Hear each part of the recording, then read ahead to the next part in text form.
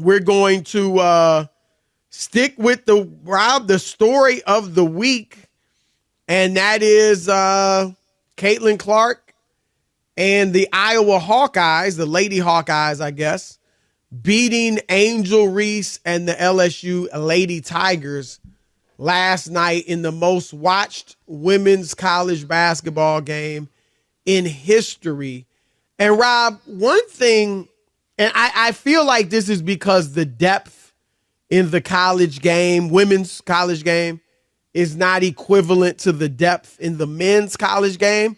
So you don't see quite as many upsets in the early rounds of the tournament. But Rob, the NCAA could not have asked for a better situation than the way the tournament is played out. Because Rob, every storyline that was riveting entering the tournament has come to pass. LSU and Iowa, wow, they could meet in the Elite Eight. They do. Obviously, Caitlin Clark still alive in the Final Four. Obviously, South Carolina, the best team in the country, still alive in the Final Four.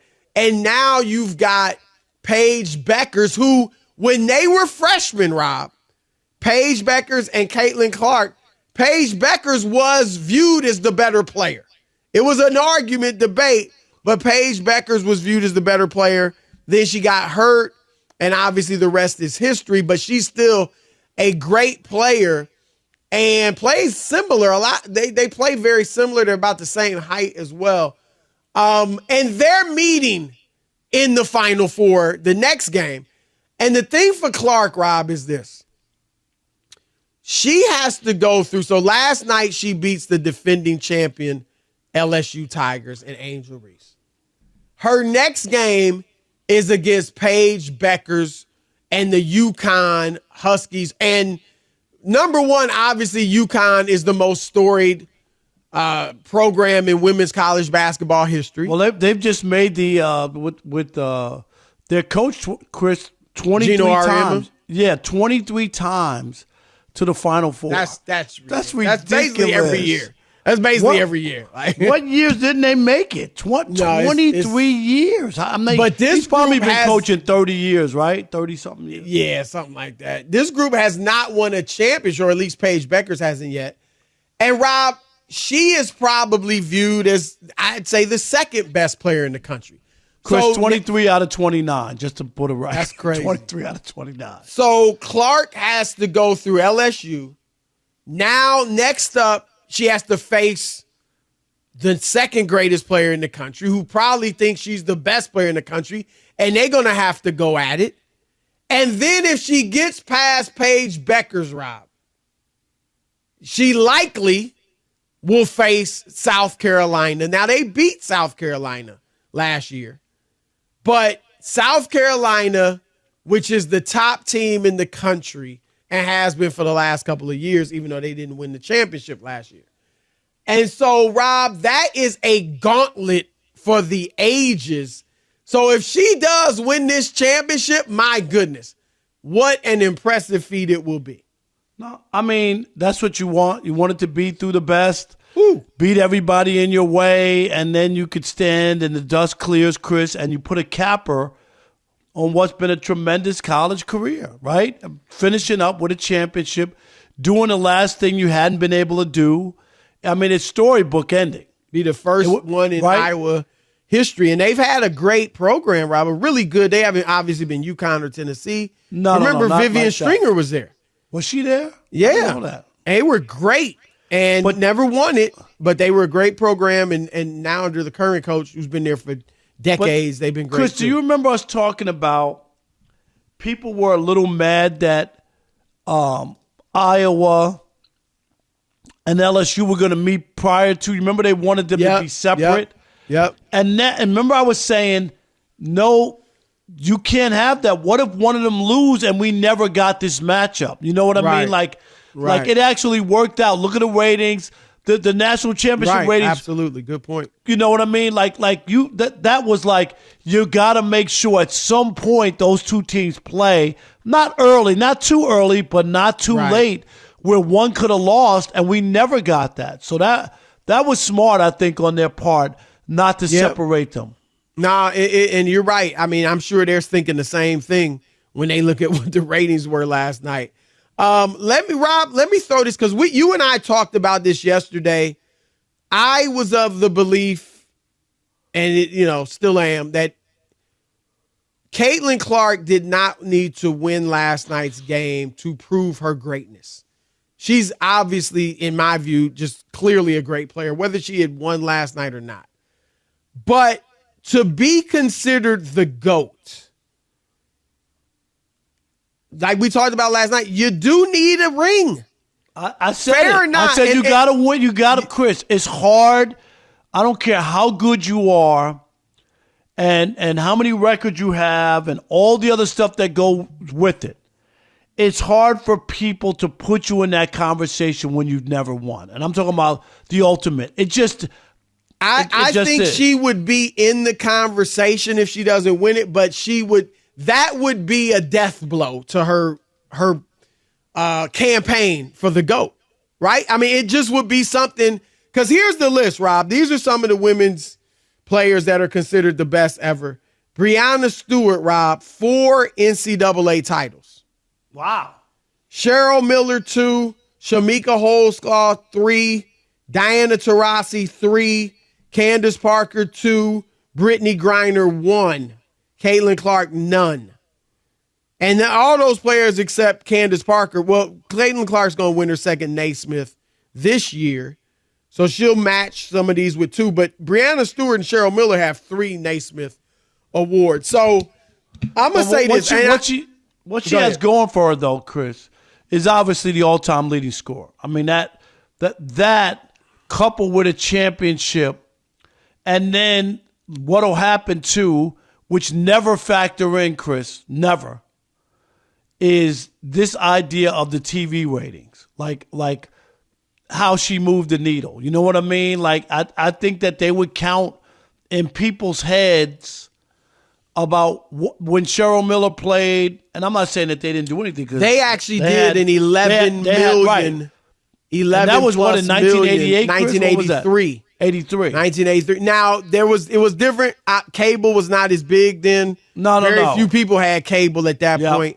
And so, kind of like we talked about Magic and Bird. But again, Magic and Bird a few years earlier had done what, 40-something million? And was it 33? I thought it's 30 or 4. I thought it was in the 40s. Rob G, see if you can find that out. I thought it was 33. By comparison, Cheryl Miller did her championship game with USC 11 million, which is great by today's standards, but back then it wasn't, I don't think, the equivalent of the 12 million. That game, Bird and Magic in college, back in 1979, did 40 million. Yeah, 40. Chris, you were right. 40. So, wow. But Rob, when I think of the women's GOAT, and I don't claim to be an expert on all these women's players, but the first thought that comes to my mind when I think of the GOAT in women's basketball is Cheryl Miller. And not that I was seeing her all the time. I saw some of it, obviously. But, she's just a legend. She was that first women's player to kind of, as I said, with the ratings, capture the imagination of the public. It's funny because I don't know if I had that would have been the first thing off the top of my head. I know Who Cheryl would you Miller. Think, what's the name? No, I don't. And I don't name? think I have a name. And that's what, like I remember the Cheryl Swoops and what she was doing, Chris. I remember that.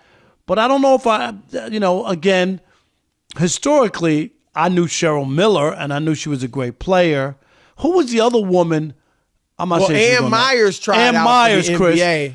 Ann Myers. That's what I was saying. And she was married to Don Drysdale, the old Dodger pitcher. Yeah. Ann Myers. That's what I was thinking. And as you mentioned, Nancy Lieberman was a great player as well. Yep, Nancy Lieberman. Yeah. But Rob, I will say this, and I've seen most of these women that we named, I saw them play, and that how many rings they had or championships they had. Caitlin Clark is the best women's college player I've ever seen. She's the best. She shoots it with incredible range. She does play, her style of play is a lot like Steph Curry's, in my view. And yet at 6 feet tall, Rob, she would be in the NBA like a 6'6" or 6'6" version of Steph Curry. Can you imagine that? So she fills up the box score not only with the points and the assists, but she gets some pretty, good rebounding numbers as well. But again, I think she probably has to win. Not probably. She'll be in the conversation no matter what. But to really be considered the GOAT, I think she's got to win it, Rob. And maybe going through that gauntlet, if she does, will, outweigh the fact that she has she would have fewer rings than most of these other players that we named. And we got to be fair, Rob, and say that this also kind of adds to her legend if she's to win it. I want to ask you this, Rob. These are the number of top 50 recruits on each of these teams, these women's teams. Meaning when they were seniors in high school, they were top 50 players in the country. How many do you think South Carolina has? How many? Say it again. Top 50. How many players on their team were top 50 players in their senior class in high school? South Carolina? Blue chip recruits. Yeah. Oh. The number one I team would in just the be country. throwing a number. 7. I was going to say 10. 7. Okay, 7. Okay. UConn. How many you think? 10. This is this year's team. 7. Okay. LSU. 7. 5. Okay. Iowa. 0. Other 2. Than, right? 2 including Caitlin Clark. Okay. So only So one my other. point is, right. yeah, she's got, you look at the talent level on her team versus these other teams, and it's clearly not the same. And so if she's able to win this title, Rob, that will be an argument for her as far as the GOAT. And let me give you this. So could we say, I know it's apples and oranges, the NBA and women's college basketball, but could this be a similar run like Dirk Nowitzki had, Chris, 2011? You remember that year when he won the championship? He went through Kobe and Powell and the Lakers. Then he went through the Thunder with KD, Russ, and Harden. And then he beat LeBron, Wade, and Bosh to win a championship. Like, that was a hellish run. Yeah, I wouldn't compare it because, honestly, LeBron melted down so much, and that's why Dallas won. I don't take anything away, but it is. I mean, that in my view, if LeBron is LeBron, they beat that Dallas team. They should have beat that Dallas team. That's just team, all. for Yeah, sure. I mean that's. And Dirk, as great as he is, and but one thing about that run, Chris, you got to give him. Dirk made big shots. In Dirk was great. He was tremendous. Or is an all-time great player. People think I'm down on Dirk. I think Dirk was great. But just say, don't bring Chris Broussard to Dallas when you come. That's what they I tell me. think Barkley was. I just spoke at a church in Dallas in January. Did you really? Yeah. Did they say that to you? He had heavy security, though. You know that, Rob. Chris Yeah, was like, wait a minute. I had bodyguards all over When the Chris place, leaves the compound, he got people with him. You know that. No. Chris will have to make a call and get Stephen A's bodyguard. You know when he's going to go to Dallas. Does Stephen A. roll with a bodyguard? Yes. Yes. You don't remember at Rob's party? I don't. I was leaving when he was walking in, and when I tell you he legitimately had a full-blown bodyguard like he was LeBron James. But let me tell you You something. think he needs one, Rob? Does he? I mean, he may. I'm sure. I'm sure Steve does it for a reason. But the reason I'm going to say is that's the same bodyguard, Chris, from going back to Stephen A's first TV show on ESPN. Quite frankly, that's how long they've been. You know what I mean? Rolling together. I've known forever.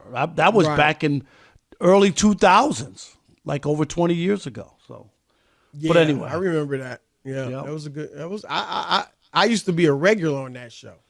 Were you on the back page too? Remember he had the back page, but that was He used to have a segment every Friday. Yeah.